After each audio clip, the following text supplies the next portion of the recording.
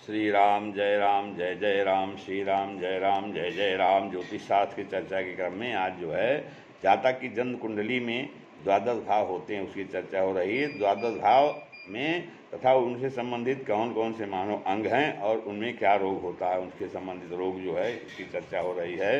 कुंडली से हम कैसे देखेंगे? हाँ, कुंडली के प्रत्येक भाव का मानव के किसी न किसी अंग से संबंध होता है। कुंडली के प्रत्येक भाव का मानव के किसी न किसी अंग से संबंध होता है। अतः जिस अंग के संबंध में विचार किया जाना है, इसलिए हम जिस अंग के संबंध में विचार करते हैं तो उस अंग से संबंधित भाव, भावेश तथा भाव कारक ग्रह से विचार किया जाना चाहिए। अब किस द्वादश भाव में किस भाव से किस मानव अंग का विचार किया जाता है बता रहे हैं कि जो प्रथम भाव होता है उससे सिर का विचार होता है, मस्तक का, मस्तिष्क का और केश का। मतलब ऊपर के पोर्शन का, सिर का जो हमारा प्रथम भाव है वो काल पुरुष का सिर है। सिर का, मस्तक का, मस्तिष्क का और केश का विचार हम प्रथम भाव से करेंगे। फिर दूसरा भाव से हम चेहरे का विचार करेंगे, मुख का विचार करेंगे, वाणी का विचार करेंगे, जिह्वा का विचार करेंगे, दाईं आँख, नाक और दांत। दाईं आँख का विचार करेंगे, नाक का और दांत का विचार करेंगे। तो दूसरे भाव से आँख, नाक और दांत ये इसका विचार है दायां।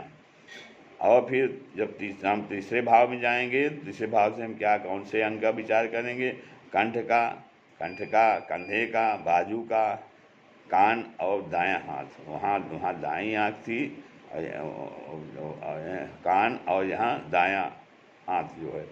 अब चतुर्भाव है, चतुर्भाव से हम हृदय, फेफड़े, छाती और स्तन। हृदय, फेफड़े, छाती और स्तन से विचार करेंगे।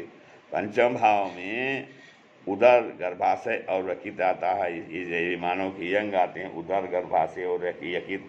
षष्ठ भाव में अतड़िया, नाभि और कमर आती है। अतड़िया, नाभि और कमर ये अंग षष्ठ भाव के अंतर्गत विचारणीय हो जाते हैं।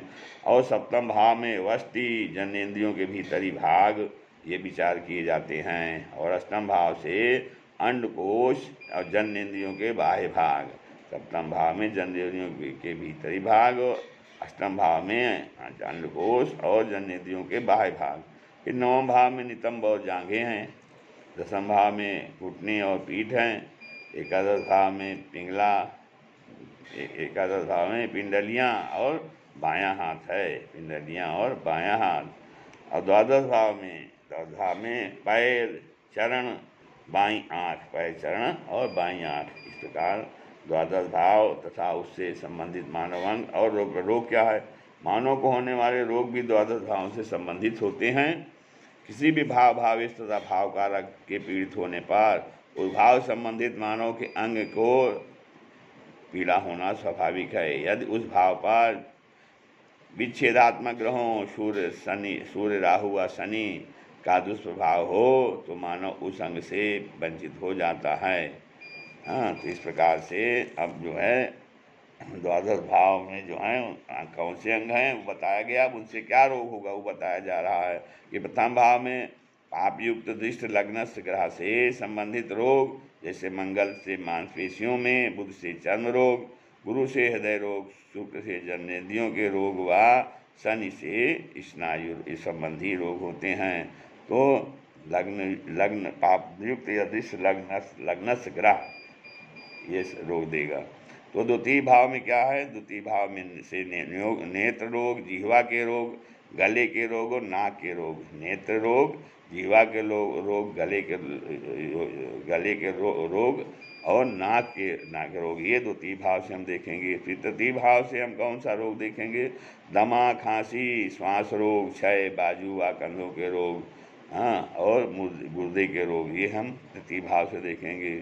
चतुर्भाव से हृदय रोग, निमोनिया, खांसी, क्षय, यकृत रोग। चतुर्भाव में हृदय रोग, निमोनिया, खांसी, क्षय, यकृत रोग, बेहोशी, मिर्गी, पागलपन आदि रोग बताते हैं। फिर पंचम भाव में पागलपन, जठराग्नि, गर्भाशय के रोग, मूत्र रोग, ये पंचम भाव से देखे जाते हैं। षष्ठ भाव में गुप्तगुदा रोग, बवासीर, भकंदर और चोट व्रण आदि जो होगा वो देखा जाता है। फिर सप्तम भाव में पेड़ू पीड़ा, मूत्र रोग, जननेंद्रिय के रोग ये देखते हैं। पेड़ू पीड़ा, मूत्र रोग और जननेंद्रिय के रोग देखते हैं। अष्टम भाव में गुदा रोग, बवासीर व कंधार, जननेंद्रिय के रोग, छूत के रोग, रक्त विकार और यकृत रोग, इनको जो है देखते हैं। फिर नवम भाव में रीढ़ की हड्डी, नितंब व जांघों के रोग, रीढ़ की हड्डी, नितंब व जांघों के रोग देखते हैं। और दसम भाव घुटनों व पीठ के रोग होता है, घुटनों व पीठ के रोग होता है।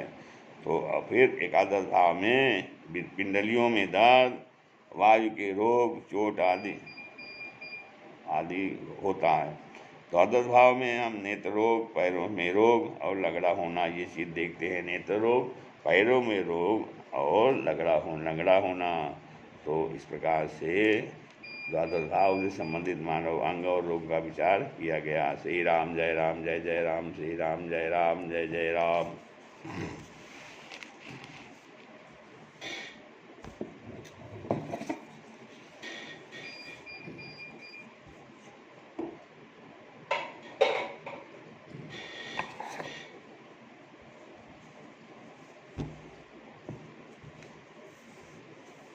सुमिरि पवन सुत